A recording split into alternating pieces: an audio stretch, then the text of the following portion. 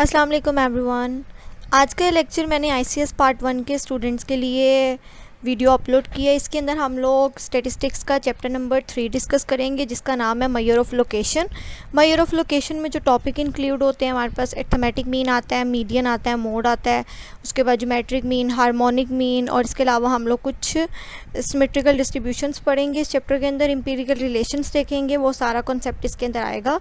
अब आज के इस वीडियो में हमारे पास जो टॉपिक है वो अरिथमेटिक मीन है। अरिथमेटिक मीन की फ़र्स्ट ऑफ ऑल हम डेफिनेशन देखते हैं कि हमारे पास अरिथमेटिक मीन होता क्या है।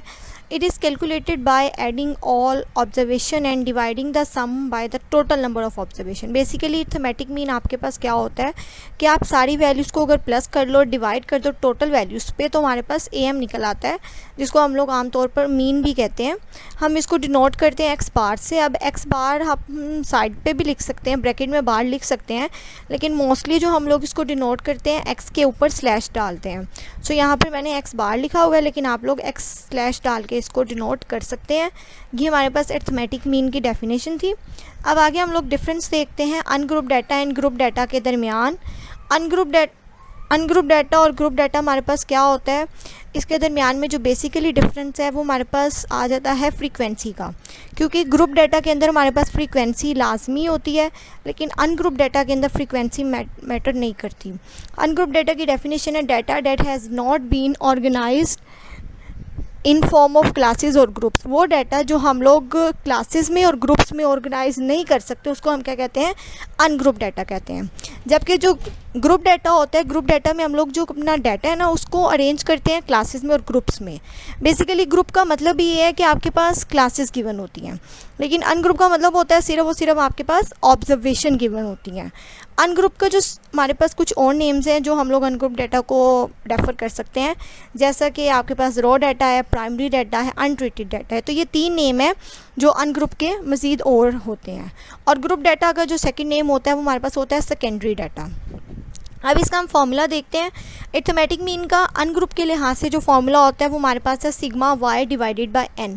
सिग्मा वाई मतलब सारी की सारी ऑब्जर्वेशंस को प्लस करो और टोटल नंबर पर डिवाइड कर दो, तो हमारे पास क्या निकल आता है, अरिथमेटिक मीन निकल आता है with respect to ungroup data.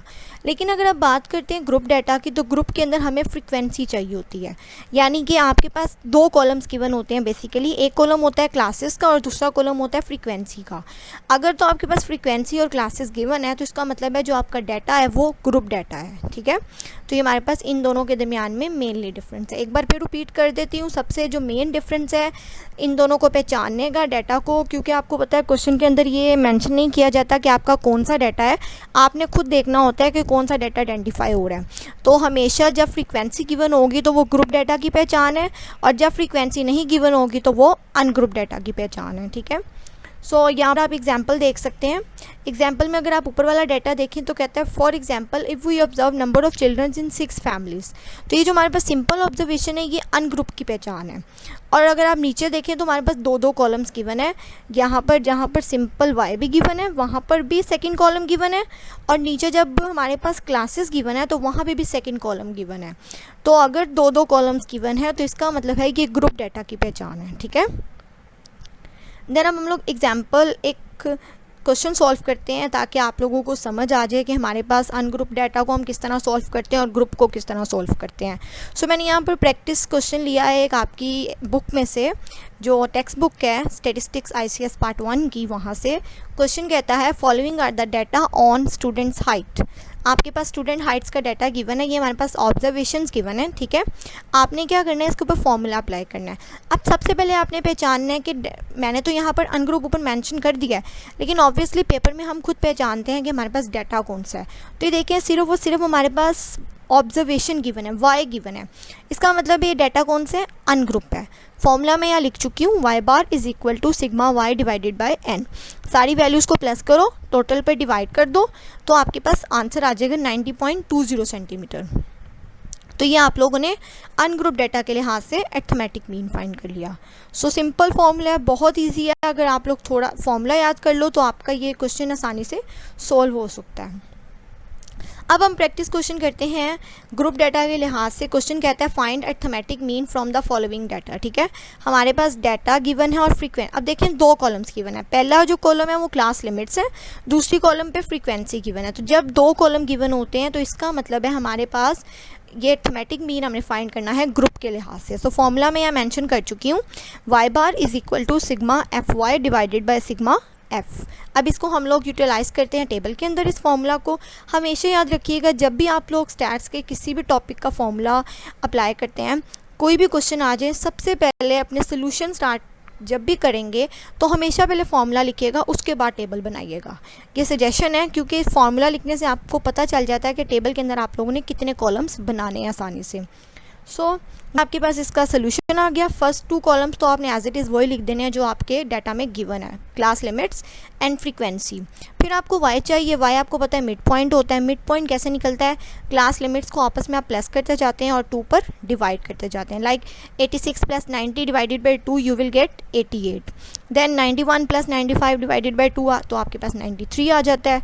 फिर 96 प्लस 100 डिवाइडेड बाई 2 आपके पास 98 आ जाता है। तो इस तरह करके आपके ये सारे के सारे मिड पॉइंट्स निकल आएंगे। अब फॉर्मूला के अंदर हमें एक तो फॉर्मूला मैं दोबारा आपको दिखाती हूँ, फॉर्मूला में एक तो हमें सिग्मा एफ चाहिए। सो सिग्मा एफ कहाँ से आएगा, अगर आप ये सेकंड कॉलम देखें, इस कॉलम को प्लस करें तो क्या इसका जो सम है वो सिग्मा एफ आ जाएगा, डेट इज़ 30। इसका मतलब है सिग्मा एफ 30 आ गया। अब हमें न्यूमरेटर में क्या चाहिए, न्यूमरेटर में हमें चाहिए sigma f y. So sigma f y कैसे आएगा, एफ वाले कॉलम को वाई वाले कॉलम से मल्टीप्लाई करा के। ठीक है, like 6 multiply 88 you will get 528। Then 4 multiply 93 you will get 372। So इस तरह करके आप लोग क्या निकालोगे, एफ वाई निकालते जाओगे और फिर आप इन सब एफ वाई को आपस में प्लस करोगे, यानी 528 plus 372 plus 980 plus 618 plus 324 plus 113, then you will get 2935। तो ये आपके पास सिग्मा एफ वाई आ गया। सो अब आप क्या करोगे, फॉर्मूला के अंदर वैल्यू पुट करोगे, 2935 आपके पास सिग्मा एफ वाई आया और फ्रीक्वेंसी का सम हमारे पास 30 था। तो हमारे पास आंसर आ गया 97.8333। सो आप 97.8 भी लिख सकते हो, 97.83 भी लिख सकते हो, बिकॉज पॉइंट के बाद हम 2 वैल्यूज़ लिख दें तो इट्स इनफ। ठीक है, सो ये हमारा क्वेश्चन सॉल्व हो गया with respect to group data. So आज के लेक्चर में मैंने आप लोगों को अरिथमेटिक मीन फाइंड करना सिखाया सिंपल फार्मूला से। ये आपके पास सबसे ईजीएस्ट फार्मूला है अरिथमेटिक मीन फाइंड करने का। कमिंग वीडियोस में मैं एक और वीडियो बनाऊंगी अलहदा से अरिथमेटिक मीन के दूसरे फार्मूला पे, जो आपके पास जिसको हम लोग कोडिंग मेथड कहते हैं, जिसमें हम लोग डिफरेंस का जिक्र करते हैं। लेकिन जब भी आपको अरिथमेटिक मीन फाइंड करने के लिए आए तो आप लोग हमेशा यही वाला फार्मूला यूज़ किया करें, क्योंकि ये फार्मूला बहुत इजी है। एक बार अपनी स्लाइड्स रिपीट कर देती हूँ। सबसे पहले हमने अरिथमेटिक मीन की डेफिनेशन देखी, उसकी डिनोट कैसे किया जाता है वो देखा। फिर हमने ग्रुप और अनग्रुप के दरमियान में डिफरेंस देखा, डिफरेंस मैं आपको बता चुकी हूँ। अगर तो फ्रीक्वेंसी गिवन है डाटा के अंदर तो वो ग्रुप है, अगर फ्रीक्वेंसी नहीं गिवन तो वो अनग्रुप है। ठीक है, उसके बाद हमने उनकी मज़ीद एग्जाम्पल देखी। फिर हमने एक प्रैक्टिस क्वेश्चन सॉल्व किया अनग्रुप के लिहाज से। देन हम लोगों ने प्रैक्टिस क्वेश्चन सॉल्व किया ग्रुप के लिहाज से, और उसके बाद उसका सोल्यूशन करने के बाद फाइनली हम लोगों ने अपना टॉपिक ख़त्म कर दिया। सो ये मेरा आज का लेक्चर था। मुझे उम्मीद है आईसीएस के बच्चों को बहुत अच्छी समझ आएगी। इसके अलावा वैसे तो ये लेक्चर आईसीएस पार्ट 1 की बुक से बनाया गया और उन्हीं बच्चों के लिए ताकि उनको प्रॉब्लम ना हो, लेकिन जो वैसे जनरली भी कॉन्सेप्ट लेना चाहते हैं मीन का तो वो यहाँ से ले सकते हैं, क्योंकि ये टॉपिक बहुत इंटरेस्टिंग है। अगर आप लोग एक बार पढ़ लेंगे तो इसको आपको फ़ायदा होगा। सो आई होप आपको मेरी वीडियो अच्छी लगेगी। अगर आपको मेरी वीडियो अच्छी लगी है तो मेरे चैनल को सब्सक्राइब करें और मेरी वीडियो को लाइक करें और कमेंट बॉक्स में बताइएगा कि आपको मेरी वीडियो कैसी लगी। इंशाल्लाह आने वाली वीडियोस में मैं सारे के सारे लेक्चर्स अपलोड करूंगी सारे टॉपिक्स पे, और ये भी हमने चैप्टर नंबर 3 स्टार्ट किया। इंशाल्लाह मैं चैप्टर नंबर 3 की सारी वीडियोस अपलोड करूंगी अगली बार। अब हम लोग इससे बेहतर वीडियो में आपको मिल जाएगी आपको मेरे चैनल पे। सो अल्लाह हाफिज़, टेक केयर, थैंक यू।